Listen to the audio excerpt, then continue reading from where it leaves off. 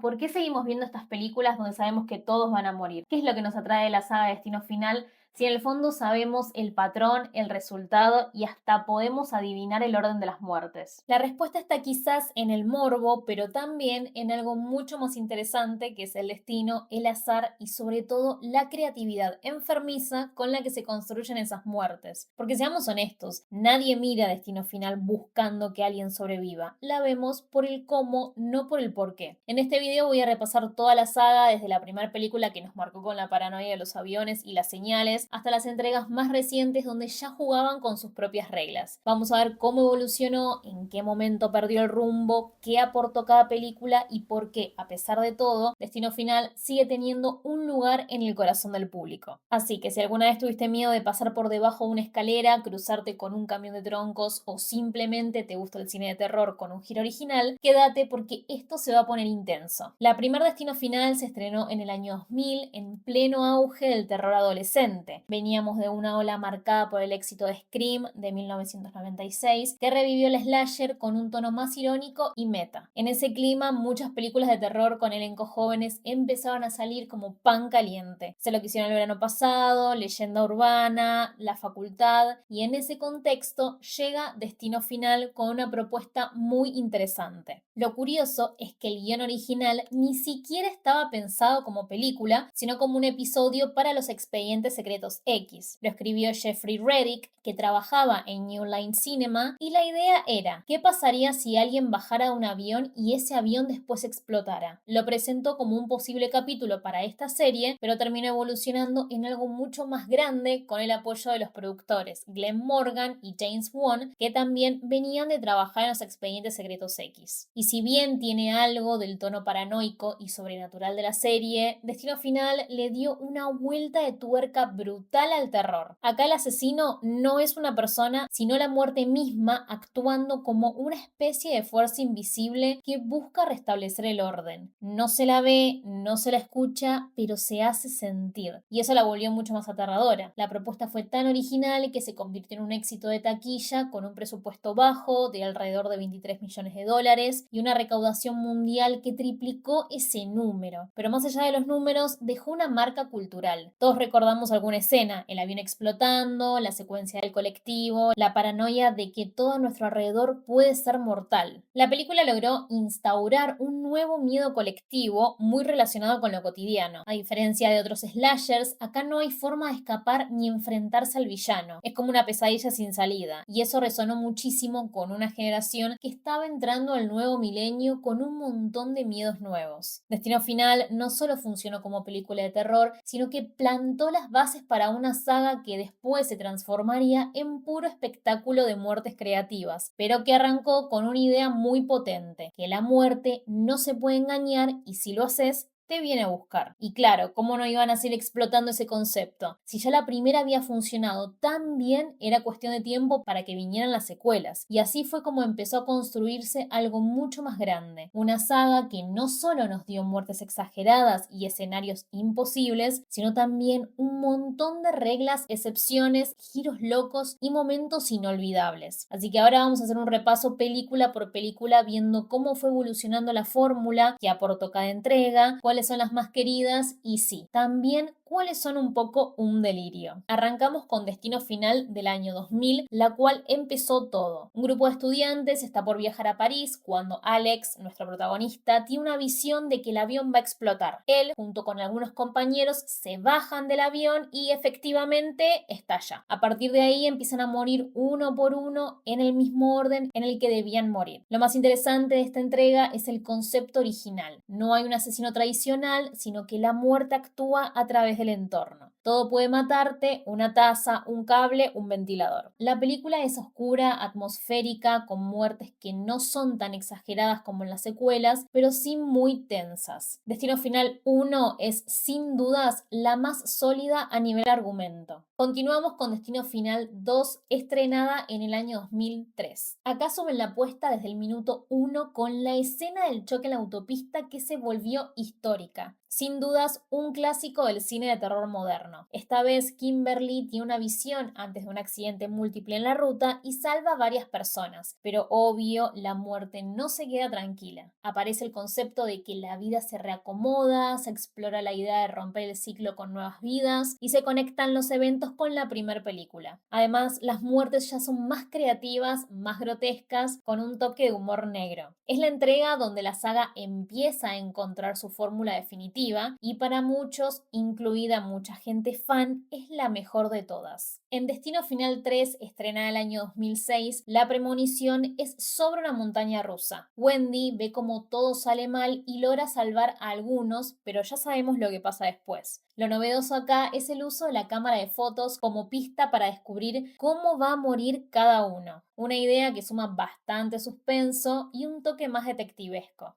Las muertes son bastante extremas y tienen un tono más adolescente, más pop. Es como la versión emo de la saga, con música intensa, escuela secundaria y mucho drama. Es la favorita de muchos por lo visual, por el carisma de los personajes y por ese final ambiguo que queda dando vueltas en la cabeza. Personalmente, esta es mi favorita. Tiene buen ritmo, muertes icónicas y una estética muy de los 2000 que me puede. Continuamos con Destino Final 4, estrenada en el año 2009 y para mí la más floja. Esta vez la visión ocurre en una carrera de autos y todo explota literalmente. Se nota que fue pensada para el 3D, con objetos volando hacia la cámara todo el tiempo, y el problema mayor es que sacrifica historia por espectáculo. Acá los personajes son muy planos, las muertes se sienten más cartoon que otra cosa, y hay poco desarrollo del concepto. Tiene algunas muertes originales, sí, pero todo el resto se siente medio automático, como si fuera un trámite. No está mal para ver con amigos y reírte un poco, pero dentro de la saga es la más ridícula. Y cuando nadie se lo esperaba, la saga vuelve con todo con Destino Final 5, estrenada en el año 2011. Acá la visión es sobre el colapso de un puente colgante, una escena muy tensa, bien dirigida y con efectos prácticos mezclados con CGI. La gran sorpresa es el giro final que conecta con la primera película de una forma increíble. También se suma un nuevo elemento que es la idea de que podés sobrevivir si le robás la vida a otra persona, lo que introduce una dimensión moral que no estaba antes. En lo visual es mucho más cuidada que la 4 y las muertes, aunque exageradas, están mejor ejecutadas. Muchos la consideran una vuelta a las raíces y con razón. Es la más ingeniosa a nivel narrativo desde la primera. Pero más allá del orden en el que murieron o de cuál muerte fue más espectacular, hay algo que atraviesa todas las películas y que merece un análisis aparte. Porque si bien lo más recordado de la saga son esas escenas exageradas que vamos a admitir son un show aparte, también hay ideas de fondo que son súper interesantes. Uno de los puntos más interesantes de esta saga y que a veces pasa desapercibido entre tanta sangre es quién es realmente el antagonista. Acá no hay un asesino serial, no hay monstruo ni identidad sobrenatural con forma física. El enemigo es el destino, es la muerte y no se lo puede ver. Eso ya de por sí genera algo muy distinto al resto del terror de su época. En vez de correr de alguien, los personajes están corriendo del tiempo, de la probabilidad, de una fuerza que no se puede detener ni negociar. La muerte no tiene forma, pero todo lo que está a su alrededor puede convertirse en el instrumento para que te alcance. Y ahí entra uno de los recursos más reconocibles de la saga, el efecto dominó. Ese momento en el que ves cómo se cae una gotita de agua que mueve un cable, que hace que una tostadora se encienda, que prende fuego un trapo, que explote un gas y ¡boom! Todo estalla. Esa construcción detallada de la muerte inminente genera una paranoia constante, ya que no confías en nada. No sabes de dónde va a venir y eso, en términos narrativos, es brillante.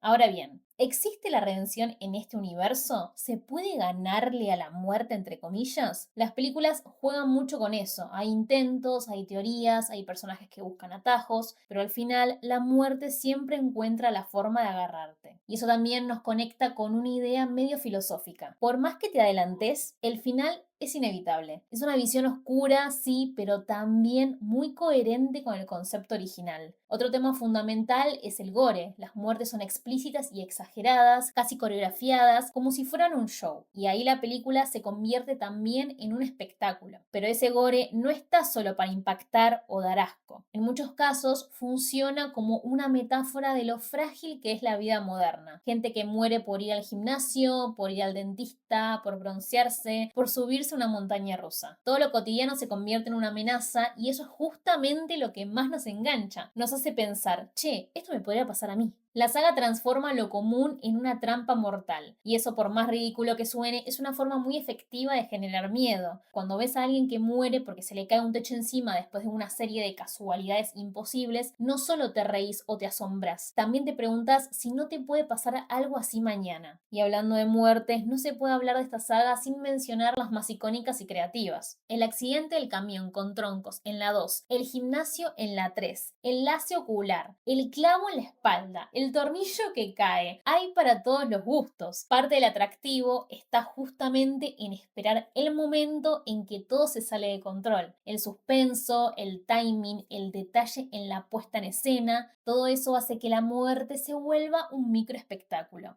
Y sí, después de 14 años, la saga está de vuelta con Destino Final: Lazos de Sangre. Es la sexta entrega que retoma el concepto original, pero con una vuelta de tuerca interesante. La película nos presenta a Stephanie Reyes, una joven que descubre que su familia existe porque sus abuelos engañaron a la muerte en los años 60. Ahora la muerte viene a cobrarse esa deuda pendiente. La película mantiene la esencia de la saga, muertes creativas, tensión constante y ese juego macabro del destino. Además cuenta con la última aparición de Tony Todd como William Bloodworth, el enigmático forense que ha sido un hilo conductor en varias entregas. Lazos de Sangre ha sido bien recibida por la crítica, destacando su capacidad para reinventar la fórmula sin perder la identidad que hizo famosa la franquicia. Las muertes, aunque siguen siendo impactantes, incorporan elementos de humor negro y creatividad que refrescan la narrativa. Entonces, ¿por qué Destino Final sigue atrapándonos después de tantos años? Porque más allá de las muertes espectaculares, hay una idea que nos toca a todos. No se puede escapar de la muerte. Y esa premisa, envuelta en suspenso y creatividad, sigue funcionando. Ahora te pregunto a vos, ¿cuál fue tu entrega favorita de esta saga? ¿Cuál fue la muerte que más te impactó? Déjame en los comentarios, no olvides darle like al video, compartirlo y suscribirte. Y recordá seguirme en Instagram y en TikTok como @rollocine para más contenido sobre el mundo del cine y las series. Nos vemos en el próximo video.